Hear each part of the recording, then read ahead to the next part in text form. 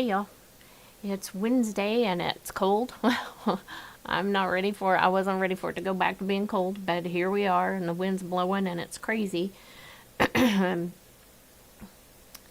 I cleaned the security room out. I cleaned in here and I've just kind of been trying to keep myself busy because I've been struggling with, and it's been brought to my attention by other people too that are struggling with the same thing, that they feel like God's not answering their prayers. They're not hearing from Him, or that He's not hearing them, or whatever it may be.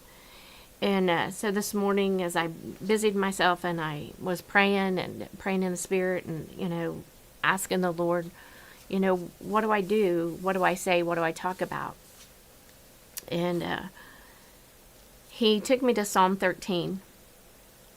And the theme of this is praying for relief from despair. We must continue to trust God even when He doesn't answer us immediately. And I think that's really my problem, is I want an answer today. And I know that He's working, and sometimes that answer may take years. It may take days, it may take weeks, it may take hours. Who knows how quick that answer is going to come. But I know that answer is coming. And I just need to be patient and be still and sit quietly with Him. But Psalms 13 says, "O Lord, how long will you forget me? Forever? How long will you look the other way? How long must I struggle with anguish in my soul, with sorrow in my heart every day? How long will my enemy have the upper hand?" And when we think about enemy, we think about somebody that's done something, somebody in the flesh, around us, or somebody that's been talking about us, or somebody that hurt us by something they did or said or whatever. That's not our enemy. Our enemy is Satan, who is roaring about like a lion, looking to whom he can devour. Don't be a victim of his. Don't have that victim mentality. A lot of times we create our own storms and then want to be the victim. We cause the issue and then want to play dumb and be like, I didn't know. I didn't know. I was just trying to, and then we're the victim. We have to stop being the victim, because that's what Satan wants. He wants us to be that victim. Turn and answer me, O Lord my God. Restore the light to my eyes, or I will die. Don't let my enemies gloat, saying we have defeated him. Don't let them rejoice at my downfall. Hear these last two verses. But I trust in your unfailing love. I will rejoice because you have rescued me. I will sing to the Lord because He has been so good to me. Sometimes it's hard to sing. Sometimes it's hard to find that praise. I met with somebody this morning and we talked, and I said, I have found myself, when those thoughts try to come in, and they sure did this morning, boy, howdy did they try to come in. I just started praising Him. Thank you, Lord, that I slept well last night. Thank you, Lord, that I had a bed to sleep in. And thank you, Lord, that it was warm. And thank you, Lord, for for my home, for just all of the things, just small things. And those thoughts that are, well, that's never going to happen. Those thoughts didn't have a chance. Those thoughts did not have a chance to settle in my mind, settle in my heart.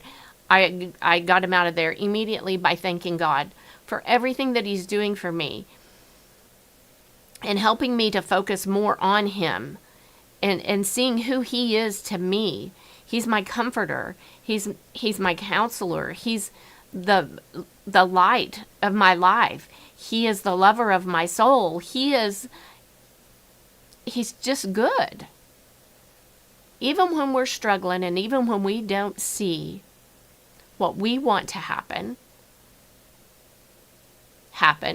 our prayers not getting answered the way we want them to get answered, He's still good. He's still about His business. And we need to be still.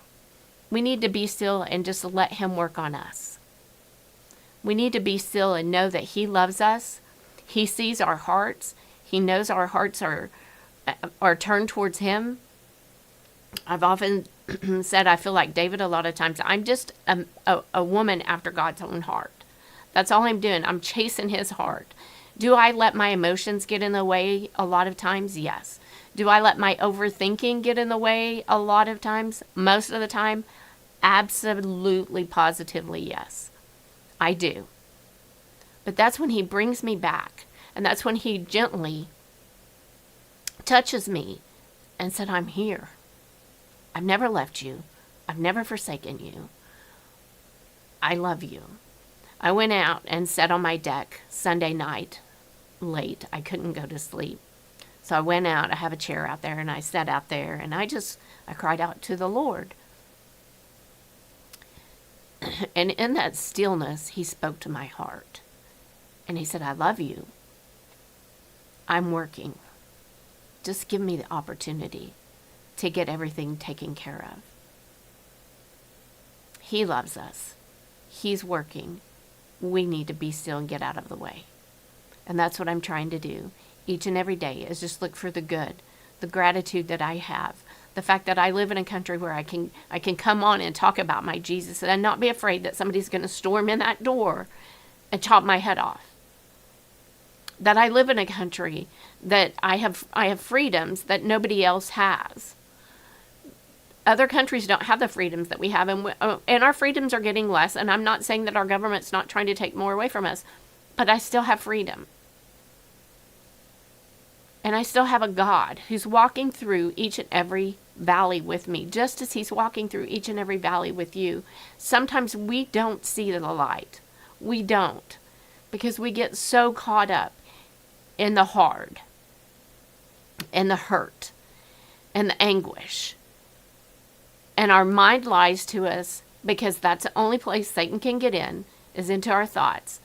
And if he can, he's going to completely make you see things that aren't really there, hear things that aren't really said. He's going to fool you. Don't allow him to do that. Be strong and be courageous in the Lord, and know that we can trust in your unfailing love. I will rejoice because you have rescued me. I will sing to the Lord because he has been so good to me. Remember those things the next time that you're struggling. The next time that you're just like, Lord, my prayers are just bouncing off the ceiling. What's going on? Keep praying. Keep persisting. He's right there with you, and he wants to walk this valley with you. So I hope that today you will just remember how much he does love you, and how much he wants to provide for you the things that you need, not the things that you want, because some of the things that we want may be the absolute opposite of what he knows we need.